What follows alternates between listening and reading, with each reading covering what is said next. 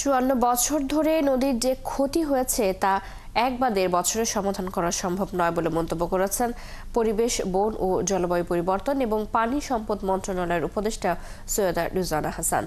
সোমবার নাটোরের বড়াইগ্রামে আটঘরিয়া এলাকায় বড়াল নদী পরিদর্শন শেষে তিনি একথা বলেন।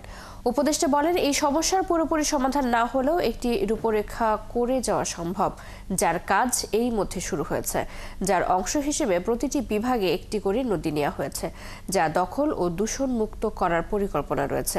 তিনি জানান, প্রতিটি বিভাগে একটি করে নদী, কক্সবাজারে একটি ও ঢাকায় আলাদা 4টি নদীর পরিকল্পনা করে বাজেট টেনে এনে কাজ শুরু করার চেষ্টা চলছে।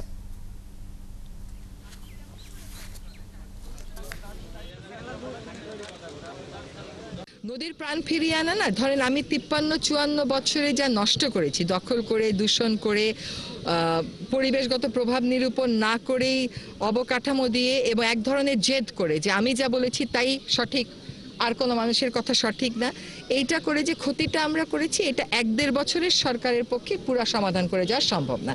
তবে রূপরেখা করে যাওয়া সম্ভব। যেমন আমরা প্রত্যেকটা বিভাগে একটা করে নদী নিয়েছি, আসলে প্রতিটা জেলাতেই একটা করে নদী দখল দূষণ মুক্ত করার পরিকল্পনা নিয়েছি, কিন্তু সেটুকুন কাজ করে যাওয়ার আমরা সময় পাবো না। ফলে প্রতিটা বিভাগে একটা করে নদী, 8টা নদী আমরা নিয়েছি এবং কক্সবাজারের একটা আর ঢাকার 4টা, এই 4টা নদীর পরিকল্পনা করে বাজেট এনে কাজ শুরু করে দেওয়া যাওয়ার চেষ্টা করব।